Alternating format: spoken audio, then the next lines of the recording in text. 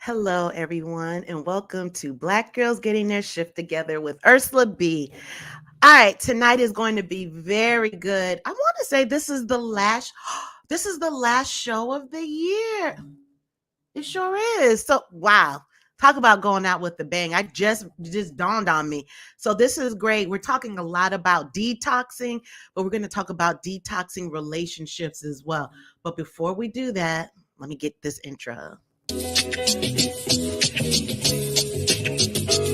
This for the queens, sisters manifesting their dreams. Get your cream by any means and beam with self-esteem.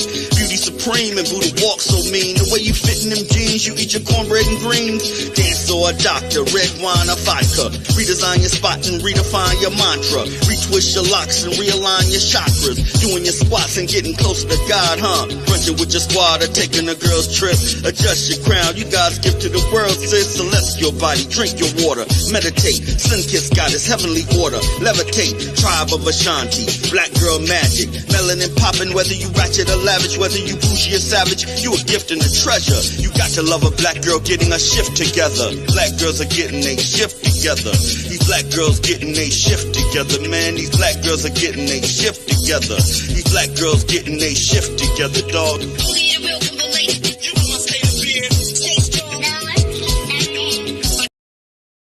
And we're back. Hello, everyone. Welcome to the last episode of 2022. This is some good stuff. We are going to talk about relationship detox. This time of year, a lot of people, including myself, talk about detoxing our homes to welcome in the new. We detox our closets. We detox our kitchen cabinets. We're making room for everything, all these good new things that are good for our spirit, but they're external. So now we talk about detoxing our insides, meditating, self-love and all that good frou-frou stuff. But tonight we're going to get down to the core of how to detox. So along with the closets and the homes, let's detox some of these relationships that we've been in that we know are not good for us. But we're going to do it in love, compassion, and understanding. I have one of my favorite people as a special guest on my pod, as well as one of my favorite people on this planet. Her name is Cerita Yvonne, and I'm going to bring her right out right now. Hello. How you doing?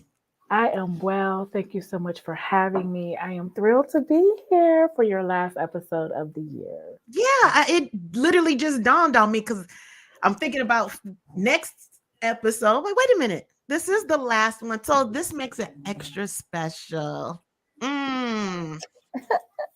What a treat. Yes, it is. Mini me. That was cute. It's like a mirror. So tonight, again, we will talk about relationships and detox. What are your thoughts on having a detox from toxic relationships overall? We'll get into the details, but overall, what are your thoughts on that? Overall, I think, everyone has this idea about toxic relationships. Most people have been in one. There's a lot of conversation on the internet about them. And really, when you are detoxing your relationships, what you're really doing is reconnecting your relationship with yourself, because that's what gets lost in toxic relationships is you. And we'll get more into that throughout this episode. Yeah, so we'll talk about that. We'll talk about codependency. And because this is a solution based podcast, I'm also going to share Cerita with you. She's going to give us some tools, some tips, some insight on how we can do a true detox. All right. What are your thoughts on that? I'm down for that. I love it. And I think everyone else will too. I think so too. So let's get into it. How would you define a toxic relationship? Ooh. Ooh. That's a great question. I think there can be many definitions of a toxic relationship. I think one of the most important and most powerful definitions is a relationship where your needs aren't being met, where you are devalued, disrespected, and invalidated. Unfortunately, that sounds familiar. Yeah, I've done it. Been there, done that. Yeah. And now that I've been on both sides of it, but leaning more towards one side than the other, which, yeah. But that's why I am in your class, right? So, we're going to talk about codependency. And how would you describe that overall before we get deep into it, what codependency is? I think there are typically codependent aspects to most toxic relationships. Mhm. Some people have heard of the definition of codependency. There isn't one particular, like, psychological definition of codependency, Right. because the word actually came from understanding relationship dynamics with alcoholics. So the idea of being codependent really means that you are an enabler. So you can enable substances, you can enable bad behavior, you can enable disrespect, you can enable manipulation. And we do this consciously and unconsciously based on who we are, what we learned in our childhood trauma. And so Mm. with codependence, they typically have a deep fear, and most of the time they're not even conscious of it, that their partner will leave them. So they jump through all kinds of hoops. They save, they rescue, they help, they suppress themselves, they deny their own feelings, they invalidate their own needs for the sake of a relationship. It sounds fear-based. It absolutely is fear based. And it's so interesting that you brought that up, because when we think about relationships, relationships are the one thing where we're supposed to receive our nourishment, where we are, supposed to have this connection that we as human beings desire. Right. But it's interesting because a lot of us find ourselves in relationships not out of love, but out of fear. Fear of Mm. abandonment, fear of rejection, fear of being alone, fear of being shamed or feeling ashamed, fear of our own deep insecurities or worthlessness.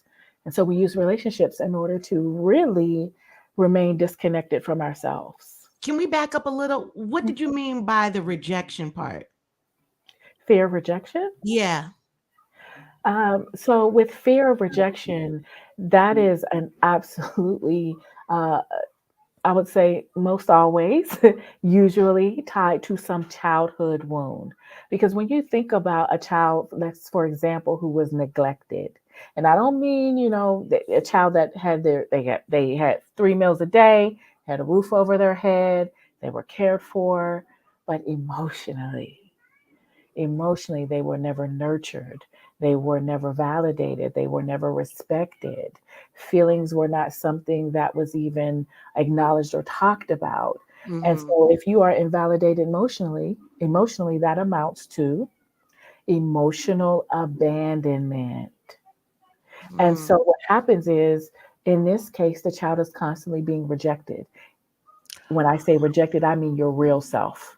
So who you are, when you Mhm. have your natural human emotions, your natural reactions, your natural curiosity, your natural ability to ask questions or tell the truth, tell what's going on in your home, all of these things. If you are shut down, shamed, or invalidated, that amounts to being rejected for who you are, for what you think, what you believe. Okay. And as you're talking, I can hear some of the sayings that we all grew up hearing. Uh, Children are seen and not heard. Go to your room. Be quiet. You'll be Yeah, all right. yeah. Okay, that makes sense now. Now I'm getting. Nobody cares. Nobody cares if you cry. The world don't care. Yeah, you'll be all right. Hey, Candy, how are you, lovely? All the way from California. Yay. So, what are some other statements? I remember in class you talked about what was it? The if only statements in Ah, relationships. so one of the ways that we end up staying or maintaining toxic relationships is we develop a fantasy this story of what we think the relationship can be, not based on who the person is, not based on how they act or their capacity or their willingness, based on this script that you've made up. And Mm, we do that as children. We do that as a way of escaping. We do that as a way of surviving. But the problem is that once we've survived the initial trauma, that now has become our way of dealing with relationships, especially when it gets uncomfortable, especially when the uh, if there's any sign of trouble or mhm. any sign that the relationship will end or the partner will leave. We can enact our own script. This is how we get so good at ignoring red flags that we later can recognize all of the things that you saw but ignored, but you can recall. And that's because that's exactly what we do. Because afterwards we can have a running list in our heads of all the things that we witnessed or experienced or felt in a toxic relationship. So you knew what you Mhm. knew, even though you decided not to know what you know, so that you can pretend to know what is not true. Ooh. And yeah, so the fantasy, the story is an important part of what we do to ourselves. Or And the, you know what? I'm gonna date because I see the potential in him or her. that's it. That's it. That means that if we ever are saying potential, then you Mhm. know that you're activating a story. You know that right there, you're getting into a fantasy because you're not accepting the person for who they are right now. You are dating them based on the way that you think you can change them Mm. in a way that you believe will make you happier or more fulfilled. It's a So setup. this is a great segue. And before I lean into that, anyone listening, please drop in the comment section what state, what or what city, state that you are tuning in from. I want to hear from you. And if it's a recall, make sure and type recall, replay, excuse me, in the chat box. So back to this potential. Can we talk more about the manipulation of it? The manipulation of it. Tell Yeah, me the manipulation of of wanting to see the fantasy or believing in the fantasy, but not in the person, not the reality. That's what I'm trying to say. So we create these situations in our benefit to make the relationship last. Oh, so with the fantasy, it's basically called a fantasy bond. And with the fantasy bond, hmm. um, just to give you more context and more understanding, when you think about the example that I just gave about a child who receives everything that they physically need, but emotionally they are invalidated, they are hurt, they are ignored, right? Mm-hmm. The caregiver or the parent may see that relationship with the child as I know my child, I take care of my child, and they Mm, do. They are physically taking care of the child, right? right. And remember, none of what I'm talking about is meant to shame or blame, but to understand fundamental human development. Because we can't heal our toxic adult relationships without understanding how did we get here. Okay. Right. And Exactly. so, in that example that I gave about emotional abandonment, the child and the parent, they have a fantasy bond because there's no real vulnerability in that relationship. And the No one's parent? talking. Yes, we're talking about attachment. So if your parent believes, if a parent, and they typically do, if they are meeting all of the child's physical needs and taking care of the child physically, the parent believes that I have a close relationship with my child. I know my child.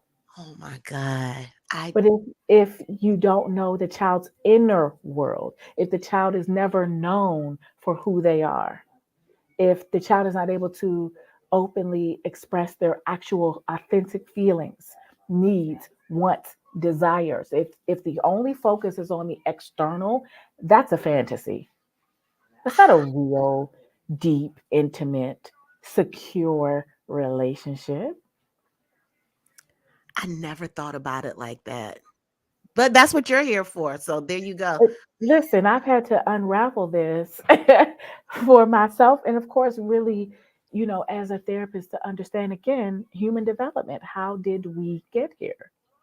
Right. And when you think about us as Black women for generations, Black women, we had shit to do.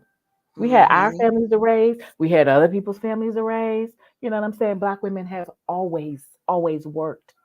And so, this idea to have the time and the energy to be able to give to your child everything that they need to meet their emotional needs, for many of us, for generations, that was not even an option. It was not a possibility because I have to raise you to be hard so that you could deal with this hostile world. I got to Wow. prepare you for danger. And we know that that's trauma because it's like I'm preparing you now for the trauma that you are going to face in this world for the rest of your life. Mm. So these survivor skills helped us to survive, but in reality, they are also poisonous to intimate relationships. It absolutely is.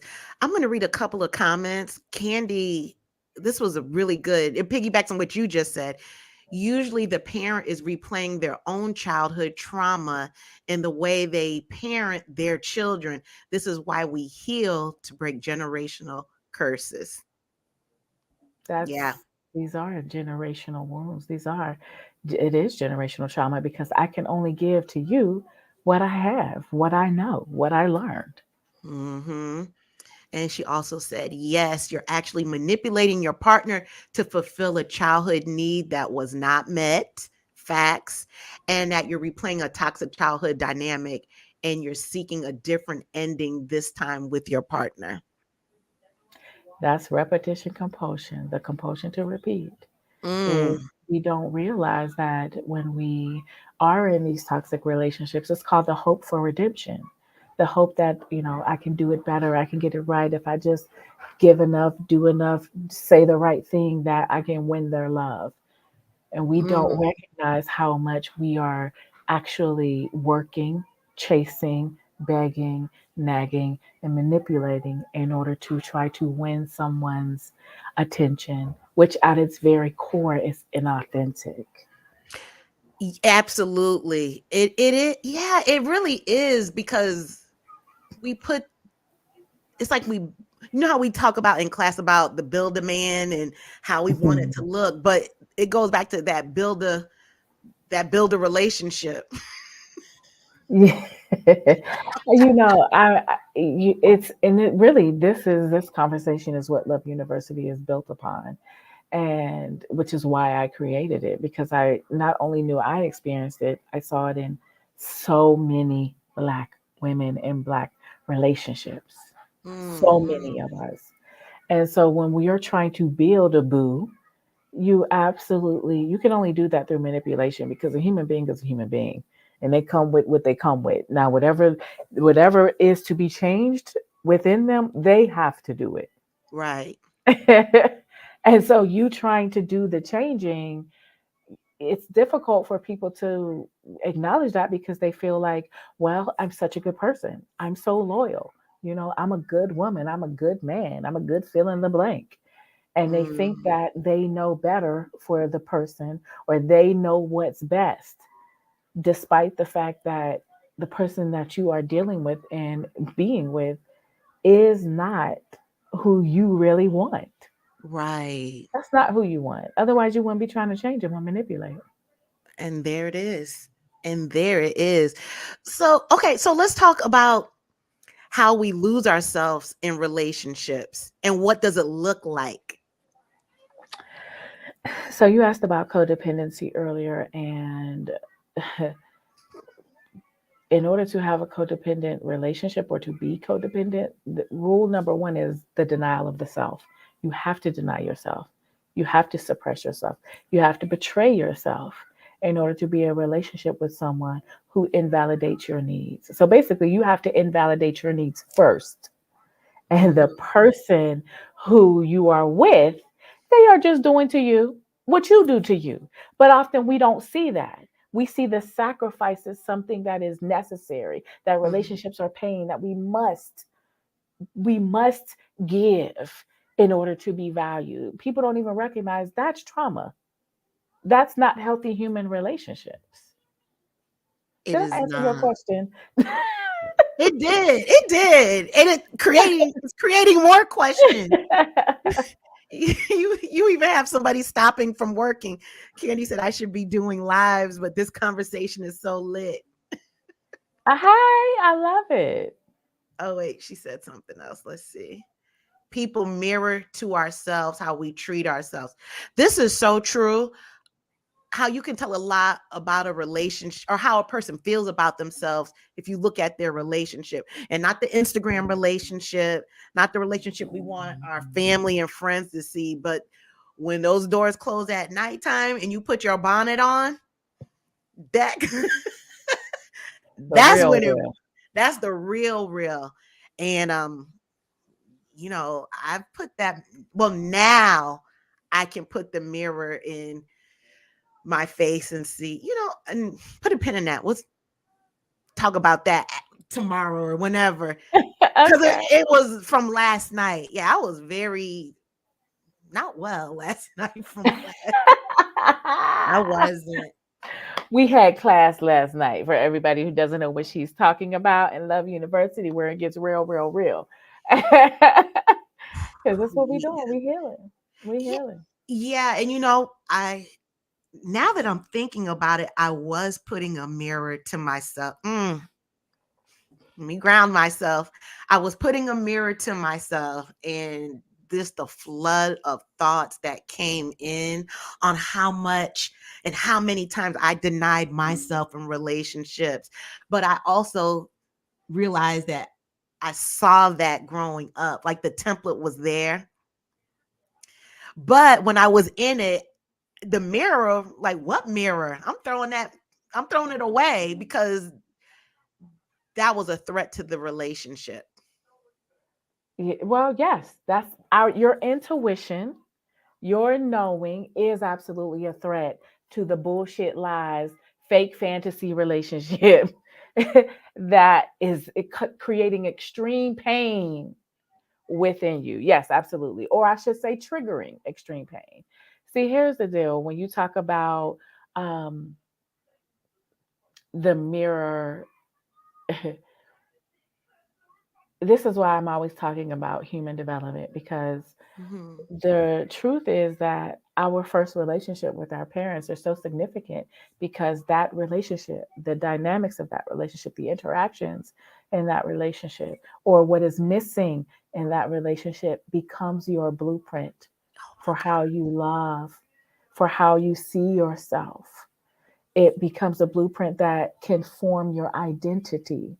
So most people do not know what the hell they're doing. They do not know the dysfunction that they are continuously participating in God. and Mhm. or attracting because it is who they are. It's based on your thinking patterns, your beliefs. It's Mhm. based on things that you can recognize but you don't because you've repressed it, you've shut it down, you've ignored, because one of our primary ways that we survive painful experiences is denial.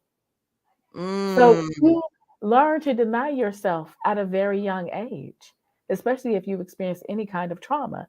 And so you are constantly doing that. Your feelings, your thoughts, your authenticity, you are constantly suppressing it in order to get love, get attention, get validation, get recognition, to be seen.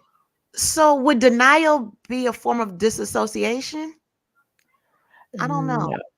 No, So okay. it there is an aspect of denial and disassociation.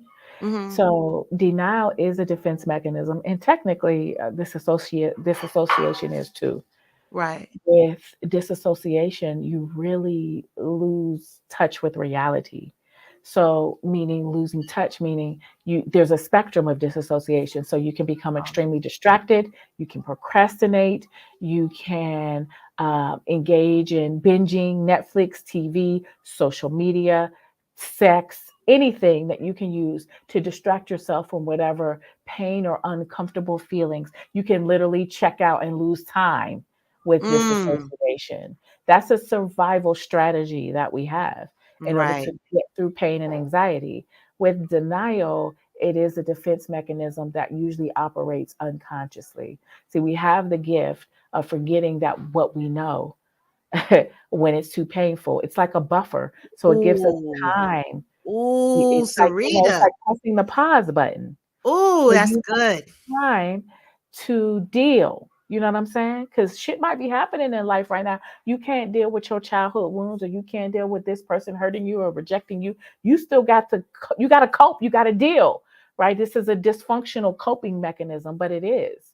And so the denial, so even like as a child, if your parent is hurting you or abusing you, you the child will typically suppress and repress that until they recognize this is wrong. Because initially the child thinks, I must be doing something. I'll try better. I'll do better. I must be bad. I must be defective. It's a natural response to any childhood trauma. And the thing is, we continue that pattern of thinking that we are broken or defective because we've never really went back and looked at our story or owned our story. Wow. That made me think of I know someone, and they said that they actually convinced one of their parents was very emotionally and verbally abusive, and Okay. they convinced themselves that they deserved all of the words that that parent gave to them, because they said it made them a better person. But that person, and I know them, they weren't a, I hate to say bad child, but they were a good child, but they convinced themselves that. And ooh, I've even said that before. I that's Yeah. a part of coping. It's a strategy Right. that all children use because you remember your brain is developing. You don't Hmm. have the capacity to sit through and process and be like, it's not me, it's my parents, and they have childhood trauma. They're disrespectful, they have issues, and they're projecting it onto me. We're not doing that as kids. The only Right. thing that you have kids think in black or white, it's concrete thinking, all or nothing. And so children typically think because of the way their brain is set up that if Mm, there's a problem, it must be me. Because remember, our parents are gods to us, right? They give us food, shelter, clothing. We can't survive without them. And mm. so that strategy is a survival strategy. It's called idealizing. You idealize your parents so that you can maintain that relationship, that bond, the fantasy bond, Right. so that you can live. You can process it later. Shit. Right now, you got to live because somebody got to feed you. Right. Survival. You got to eat now. You know what I'm saying? You got to stay warm. You need blankets. You know what I'm saying? Somebody got to take you to school. You can't take yourself to school. How you gonna get food? So That is hilarious. That's hilarious. Um, let me read a couple of the comments. Candy's So, on it today, ain't oh, she? Candy is not playing, and she has a wonderful podcast as well. And she talks a lot about self love, so she gets it. She said, trauma, drama, chaos, and dysfunction become normalized, and our brains have to make it normal so that you do not go crazy at a young age. And we were taught to love ourselves without conditions. Ooh. And in that person's mind, it's easier to yes, blame yourself than to believe that your mother doesn't love you. It's a way to protect themselves. It sounds like Candy wants to be in on this conversation.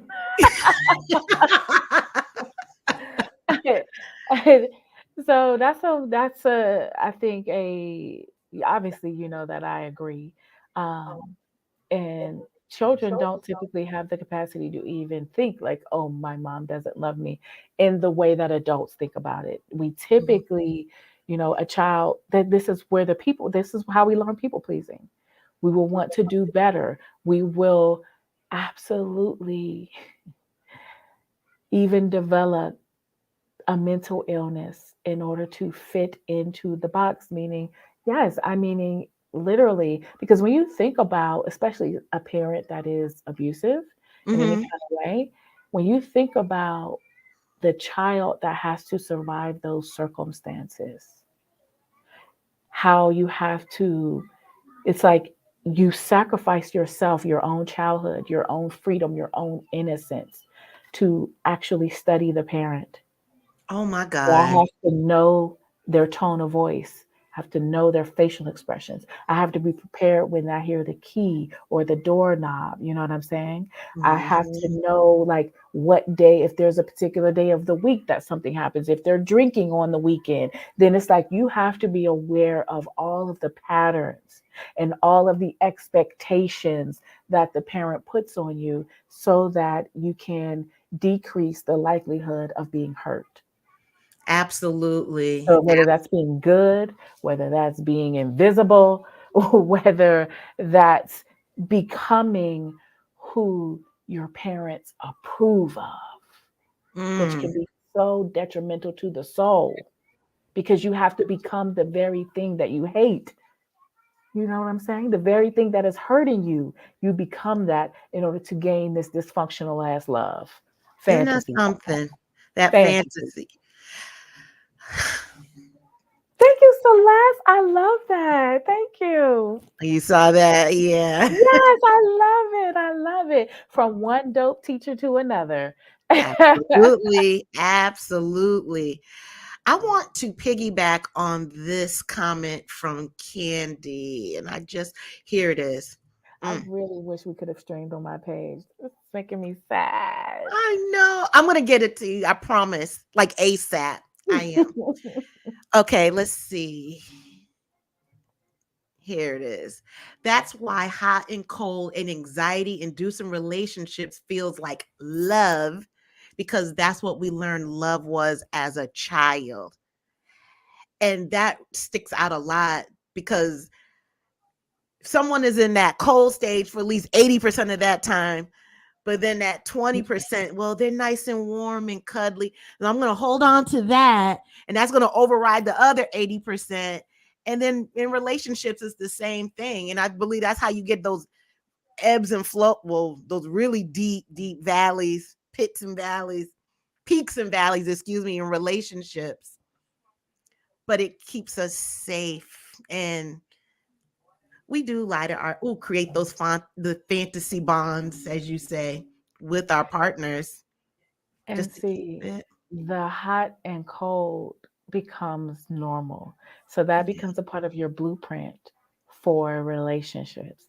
And so your unconscious attraction will be to people who might have some narcissistic tendencies, who might be manipulators, because they are guaranteed to give you that hot and cold.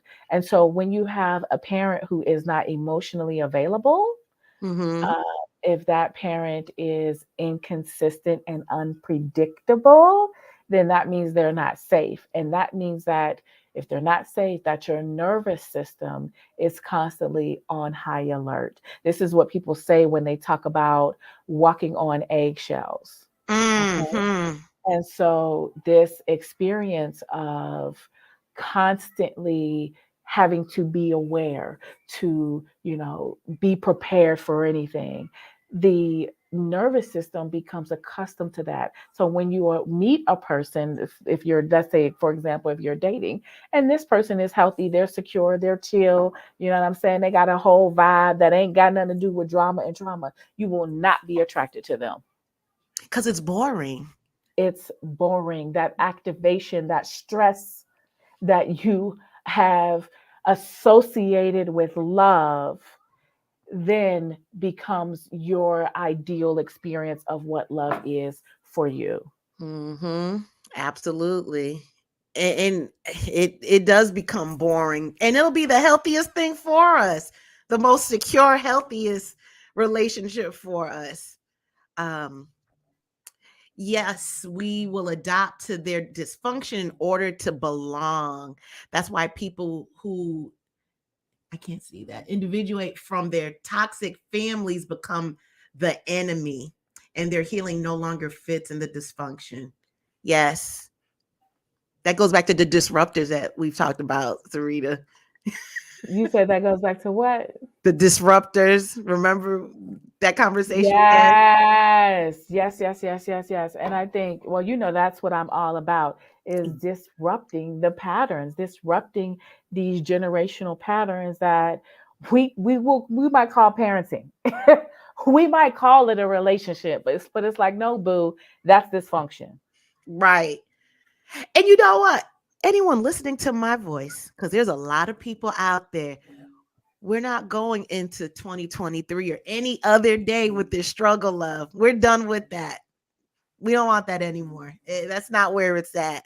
We want some calmness and some peace. Definitely. I want to talk about drama triangles and codependency. Okay. That was something that was in class that really raised my attention a lot. So, okay. Now, I'm trying to think about how much of this backstory I need to give to in order for everyone to explain or understand Uh, what codependency is and what the drama triangle is. So I talked a little bit earlier about codependency and this. Um, the foundational rule of codependency is the denial of the self. And so when you are abandoning you in order to be in a relationship, well, how does a relationship even, how do you maintain a relationship if you're not in the fucking relationship?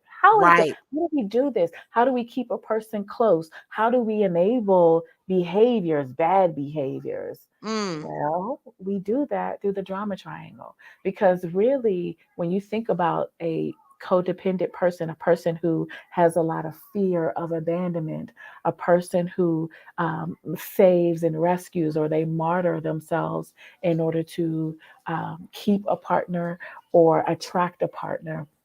Well, in relationships like this, there's no real vulnerability. There's no real intimacy. So the right. way that the relationship is maintained is through drama. And we call that the drama triangle. And this has been coined um, by a psychologist. I think his name is Catman, if I can remember off the top of my head. But in Mm-hmm. this triangle, codependents play each of these roles as a way of low key getting their needs met without having to directly ask, demand, set boundaries, or use their voice. So the first role in the drama triangle is the rescuer. So with the rescuer, this is when we save, when we help. We're like, I'll do it. We call ourselves just being a good person. We intervene on people and their growth by the truth is there are parts of us that need to be needed. Mm, And we will position ourselves, whether a person needs or wants it or not, in order to create or maintain a connection. So once we're in this, whatever type of relationship it is, whether it's a friendship, intimate relationship, work relationship, all of these can contain, or the drama triangle can apply to any of these types of relationships. And right. so what happens is because we're saving and we're doing and we're absolutely keeping tabs and receipts on every damn thing we do, because we need all of that in order to manipulate.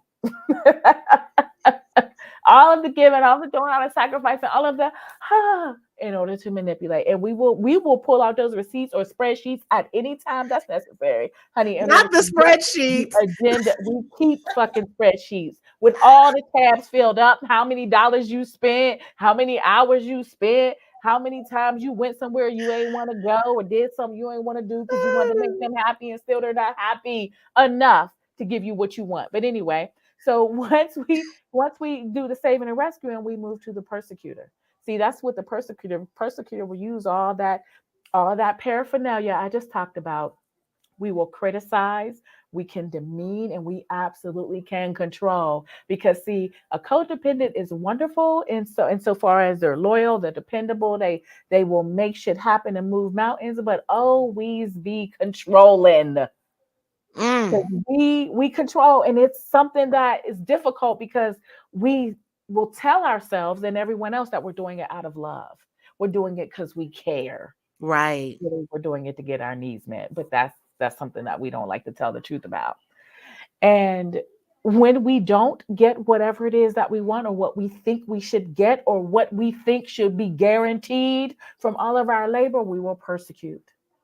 We will go there and use everything we can as a weapon against the individual or the partner in order to basically guilt trip them, emotionally blackmail them, so that they can recognize all of your sacrifices, and they can see how they are ungrateful and unappreciative, how they should be more loving. They should fill in the blank, whatever it is you think you need.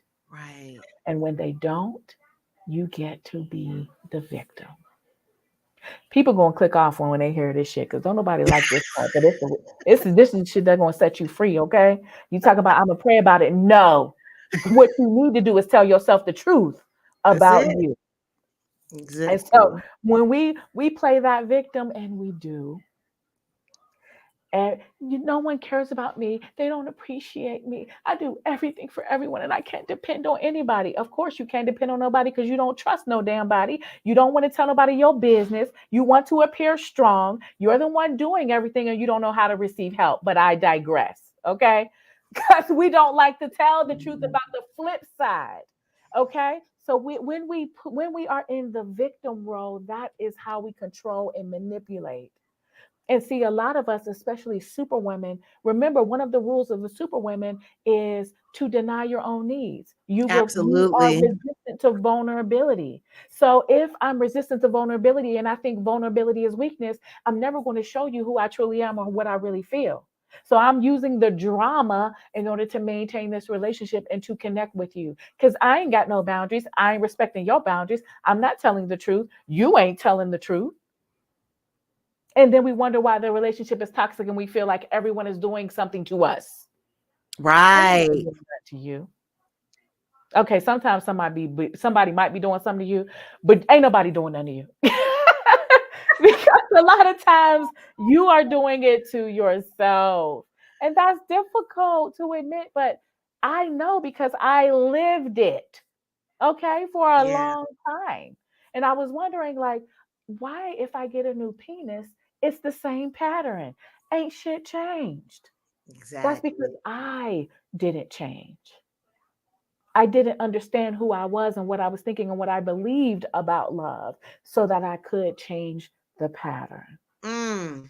A lot of us play victim, and that keeps us in denial, because we never, and that's another tool we keep from looking at ourselves. The Because if denial. you're a victim, the drama triangle, Oh, oh, using the drama triangle keeps you in denial if you are playing a role. Because if I'm in the drama of it all, how am I practicing self-awareness? you can't. You can't. You can't. Because if you Excuse me. do, then the relationship, It's done. yeah, it's done. Candy says she loves the way you're breaking down the drama triangle, particularly as the one person playing all the roles. Yes, absolutely. It's That's the real. drama. This is how we enable people and bad behavior. Hmm. She also said this breeds resentment. Girl, yes, which is the persecutor, which breeds resentment because we never set boundaries in order to manipulate people into owing us the love and validation that we seek from them instead of from ourselves. If we are in the drama triangle, we usually have some resentment, some bitterness, and a lot of anger. And we will project all of that onto the other person and make them responsible. We'll say that if they only did, those are your if only statements.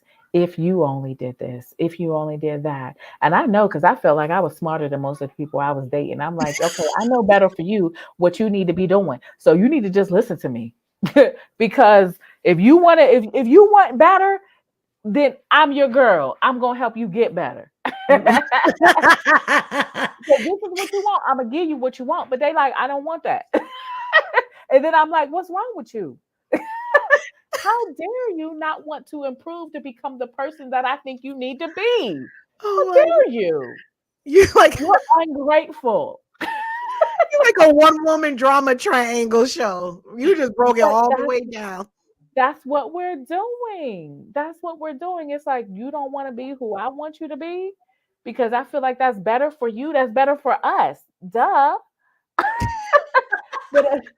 But the truth is, people say that they help people with potential, and this is really gonna hurt too. You probably gonna get a drop off after I say this. Because There then some have dropped absolutely, off. there absolutely are relationships where people say that they're trying to help this person reach their potential. Two things that's gonna hurt. Okay, I love you, so I'm gonna tell you the truth. Mm-hmm. One is you spend so much time, energy, money, resources trying to help other people reach their potential that you ain't got no damn energy or self worth left to accomplish your own. Okay? Wow. So you so busy focused on the other people. Why? When you got time for your purpose? What you doing for you? This thing that you've been called to do that you've been talking about forever, you ain't got no energy because you're too busy into the drama. That's number one. Number two, did I forget? Did it leave? No, come back, come back. Come back. And we wonder why we're so tired at the end of a relationship, Yes. And exhausted. see, this is it. If you don't have, oh, this is what I was going to say. When, with all the drama, Hmm. some people, and yes, I'm going to say women, there are plenty of women out here who say they want to help the person reach their potential. Hmm. But see, if the person actually does, if the woman has not, and this is where it applies to really any human beings, but I know our audience is mostly women. If she does not do her work during that time within the relationship, she will not know how to fucking deal with this fully actualized human being who has agency, who has their voice, who does not need you. Why do you say she wouldn't know how to deal? Meaning because her purpose would be gone because If they are not, fully agency with themselves? if I need to be needed based on how I learned to love, how am I gonna be with a motherfucker who don't need me? Right. How do I deal? What do I do? Because I'm used to doing. What do I do? That goes back to if you don't need me, you don't love me. You don't love me. And even when we're calling ourselves trying to help people become better and live their potential and realize their potential, we will unconsciously undermine that. We Mm, will enable and get in the fucking way. yeah. And truthfully, if everybody's talking about narcissism and supply, it's hard to admit that you too need supply. Because if you need to be needed, somebody got to fucking need you. Oh, that goes back to what you call, what was it? The co-narcissist? That's it. That Ah, is it. That's a it just co-narcissist. clicked. That is, that It is. And that's, just some people clicked. going to drop off again. They going to be like, I can't stand this. I can't stand this bitch. She doing too much. She telling all my business. I ain't ready for this. Let me go read the Bible.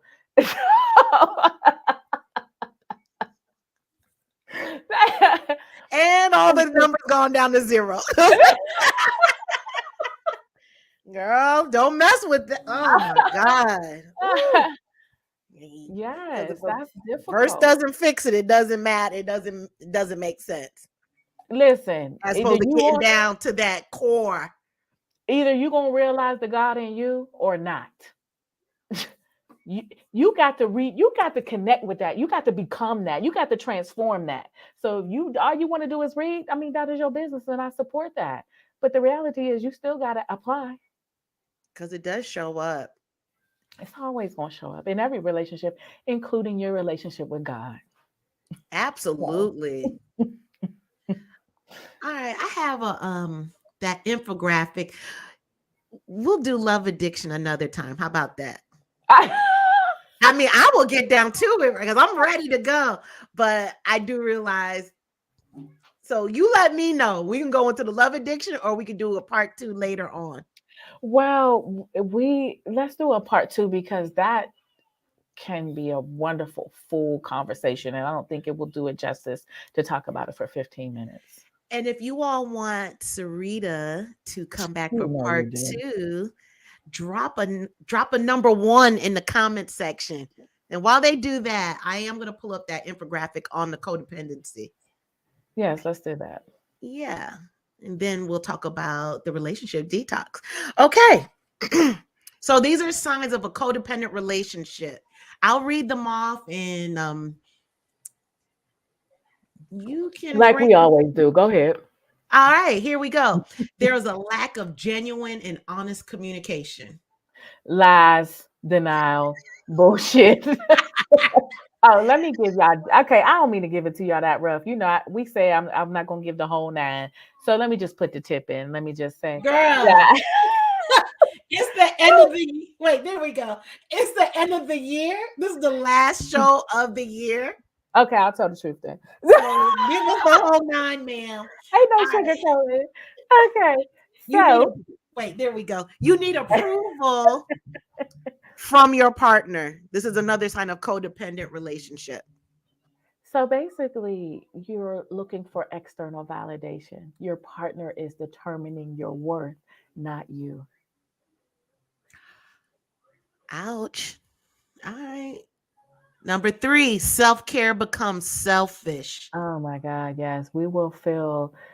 See, when we have some codependent tendencies, we will feel guilty in taking care of ourselves, doing anything for ourselves. We feel like it's more important. We will tell ourselves that's the story. It's more important to care for other people. But the truth is that we will do for other people in order to avoid our own guilt. We're trying to escape our own feelings rather than address why the fuck you feel guilty for being a human being, having human needs, taking care of you so that you can live, so that you can give to other people without Mhm. exhaustion. You gotta look at Mhm. yourself. Go ahead. You feel the need to save them from themselves. When really you're using them to, you're really using them to avoid saving yourself. Okay, and that's the rescue. When I talked about the drama triangle, that's the rescue. Like you are attempting, you call yourself saving or giving or doing, but it's really you putting yourself in the position to be needed. Mm, that went down to the base. You have a hard time making your own decisions. You don't know who you are. You don't know Mm. who you are. And that's trauma, I know, because I've been on a whole journey trying to figure out who I am, honey. And it was difficult, but it was real and it was necessary. You don't know who you are because you've always been a chameleon to make other people happy. Oh my God. The people pleaser. Yeah. Ugh. All right. You feel like you can't say no. Which means you feel like you Boundary. can't set no damn boundaries. Yeah. You have abandonment issues. Oh, and let me just say, if you feel like you can't set boundaries, then usually there are some worthiness or defectiveness core beliefs that you need to address. And I can help you with that. Abandonment issues, fear, like we talked about earlier, fear of Mhm. being left, fear of being abandoned, fear of being rejected, fear. So that means that it's fear based relationship, not love. Okay. So the one we just read and this one about having trouble being alone, this to me it sounds like very high anxiety. Yes. Oh, so high anxiety can come to the surface, but really we're talking about attachment wounds.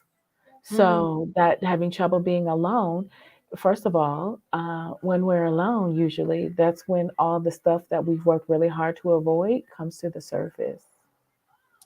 And mhm. so any insecurities, feelings of unworthiness, all of the fear we just talked about, feeling unlovable coming to the surface. Women, a lot in our culture, women are taught that, you have no value unless you are attached to a man. So all of these things are coming to the surface. If you don't like being alone, it means like you don't like your own damn company. You expect someone else to like being with you? I'm just saying. Yeah. I've done it. Yeah, and I, that's a good point because you watch some shows and like some of these reality shows and well what does she mean? She doesn't even have a man. So then you're shamed for it. that's it. And people will get into and stay in relationship just because they they don't even recognize they've taken on these beliefs that their value is based on having a seat filler. And I know because I had issues with being alone. I'm like, oh, I'm single. Oh, it was always time to re up. Anytime that I was single, it's always time to get on somebody's app, say hello to somebody, call somebody I used to know. And it's not Somebody's healthy. It's not, because it's like you don't even give yourself time to process what happened in the last 15 relationships.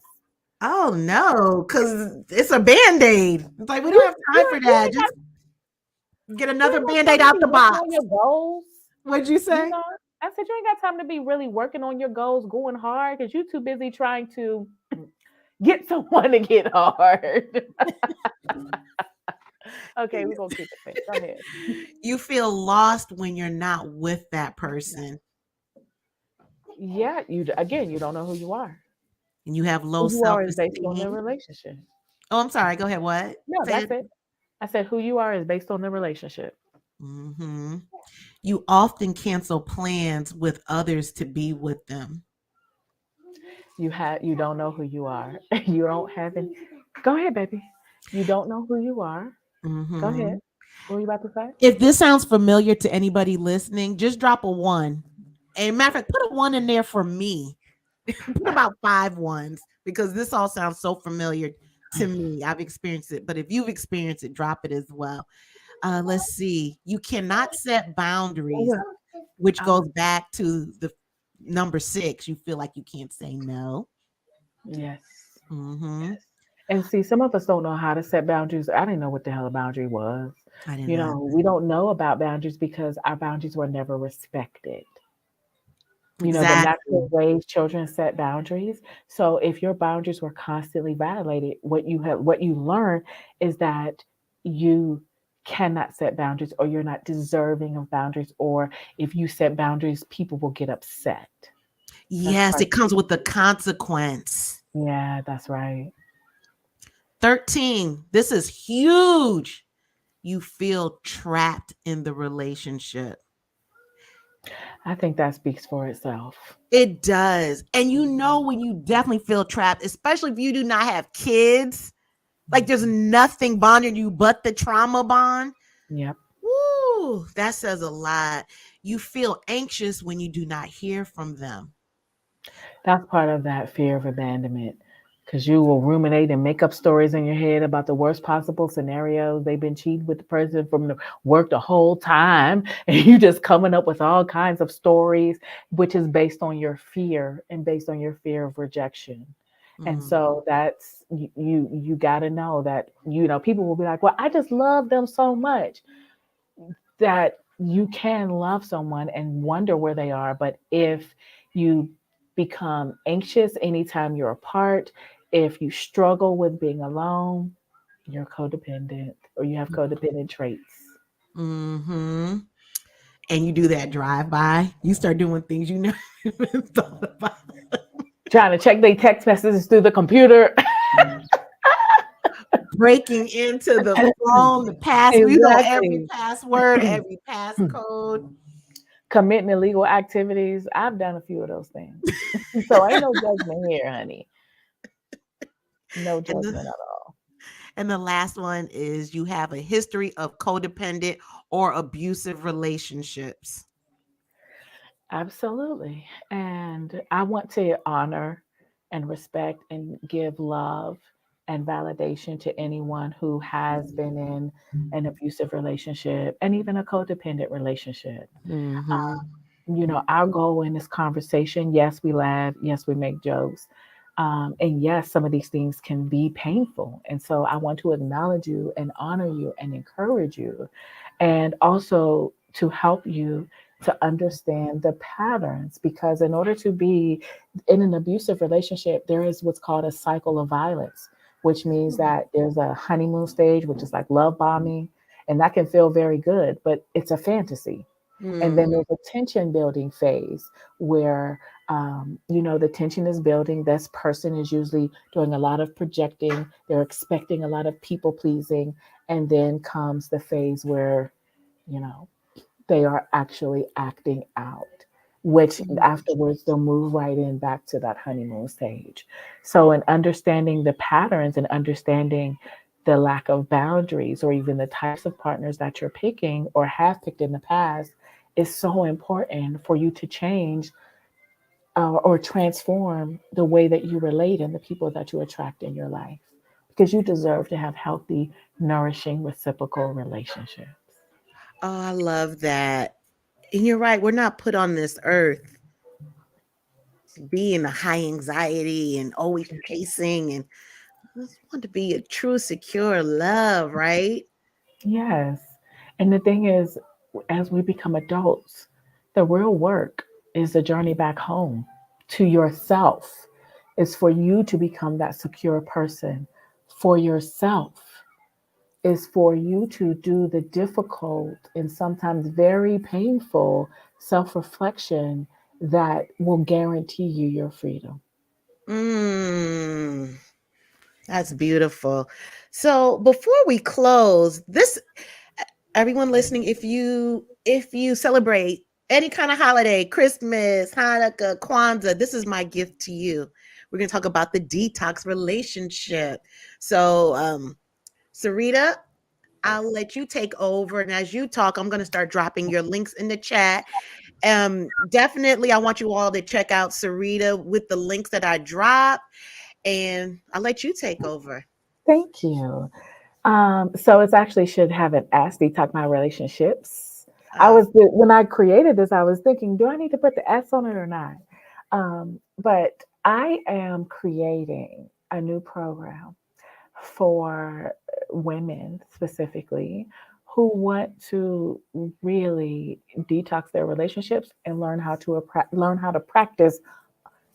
Excuse me, I'm getting so excited. Unapologetic self love. yeah. And you've heard it throughout this conversation today how toxic relationships can look, the patterns, the things that we do in order to attract uh, people who are toxic or painful. And so the truth is, we got to learn how to do the work. We have to learn how to reconnect and rebuild our relationships with ourselves. Mhm. So if you sign up now, you will get a special discount when this drops, and it's going to drop in January. And I'm also going to teach a course within this program on love addiction. So you can get more into the roots of understanding how you got here, what your challenges are in relationships, why you settle, why it seems that the people that you meet cannot meet your needs. And so you probably can see just from this conversation a little bit about my style, about my seriousness, because I am a disruptor, okay? Mhm. Because I'm all about disrupting these generational patterns, these generational traumas, and really the way that we are parenting our children through our trauma. And so I'm creating Ooh. something that is accessible in terms of finances for everyone. So if you want to get the special pricing, you need to sign up now. We are starting in January and I'm going deep. Okay. And so the first, thank you, Candy. I would love to have you. So yeah, Just like that. I know it's going down. I was going to actually make it live for this podcast, like go ahead and put the whole page out where people could sign up. But I decided that I wanted to give you a special gift and give you a workshop included in what you're already going to get. So just Wow. sign up. You'll receive the details. I'm really looking forward to the changes. And this program is for all women. So let me be very clear. In case you don't know, I am unapologetically Black. So I talk Black, I live Black. Uh, the culture tell me I'm Black. If I get stopped by the police, I'm Black. You're And black. I am very committed to healthy relationships in terms of humanity and definitely in my community. So please understand that wherever I am, we talk real and we talk race because so much of our culture impacts our relationships. So I'm putting everybody on notice so no one is surprised about the level of real that you're going to get. Okay. Right. And so this is the first program that I'm opening up for women, for all women, because I think we can do amazing things together. But what we can't do is stay in denial, okay? And heal these toxic relationships. And that includes our relationships with one another, because the reality is we heal in community. So I'm Mm, looking forward to seeing you in the relationship detox, baby, where we can love on each other for real. exactly. Authentic, authentic realness right there. Yes. I Yeah. can't have it no other way. And I know that was your concern, Ursula. Like, is it still going to be real? Is this still? It gotta be, because this is part of my purpose. See, I stopped chasing people and penises so I can live my purpose. And I'm very clear now about who I am and what I gotta do. And can't and won't nobody take me out of that. We gotta heal for real. We do, as if our life depended on it, literally. This was so good tonight. This I expected it. I expected it. We powered and pushed through it and it We was did. We perfect. It did. really We was. did. So, everyone, thank you, Candy, for getting on the wait list. Everyone, thank you so much. Before I see people are on right now, if you have not subscribed to my channel, please follow that arrow on the bottom of the screen. Click subscribe. It's free. It's a Christmas gift to me. Come on. Do it. Right. And to make it even more sweeter for a Christmas gift, you can share it with at least two people that you know. That's all. Absolutely. I Do don't it. ask for much. I don't ask for much. Before we get out, let me see the last couple of comments. So let's send not the Celeste, ain't that real though? Isn't that real, Celeste? I'm just saying. Chasing the wrong things, okay? I'm trying to live on purpose. X and diplomas and donuts. It's all getting a lot of love. Thanks for the dope combo. It was fire right there. And of course, Candy joined the wait list. Thank you so much. I am on vacation. This is my mama's house with Black Jesus over here. And so I'm grateful that we were able to still do this. And I'm grateful for everyone that shows up. And I'm just looking forward to us healing together. Because, like I said, we heal in community. Yes, I love it. Everyone, thank you so much for tuning in tonight. Thank you for joining me for the last episode of this year. I am definitely coming back in 2023. Guns blazing and cheers to healing. Sarita, you have a good evening. I will, you too. I love you. You're one of my most favorite people. And I can't wait to see you. Mwah! Thank you, everybody. Take care, everyone. And Candy said tonight Yes. was beautiful. Thank you both so much. Thank you, Candy. Thank you for being here the whole damn time, showing love. And thank you, Sue, so much, Celeste. Like, they Yeah, was here. I love it. Thank you, sisters, supporting sisters. Okay. absolutely. And Sarita, guess what? You are still a black girl that has her shift together. Hey, hey. We great. This for the queens, sisters manifesting their dreams. Get your cream by any means and beam with self-esteem. Beauty supreme and Buddha walk so mean. The way you fit in them jeans, you eat your cornbread and greens. Dance or a doctor, red wine or vodka. Redesign your spot and redefine your mantra. Retwist your locks and realign your chakras. Doing your squats and getting closer to God, huh? Brunching with your squad or taking a girl's trip. Adjust your crown, you God's gift to the world, sis. Celestial body, drink your water. Meditate, sun kiss goddess, heavenly order. Levitate, tribe of Ashanti, black girl magic, melanin popping, whether you ratchet or lavish, whether you bougie or savage, you a gift and a treasure. You got to love a black girl getting a shift together. Black girls are getting a shift together. These black girls getting a shift together, man. These black girls are getting a shift together. These black girls getting a shift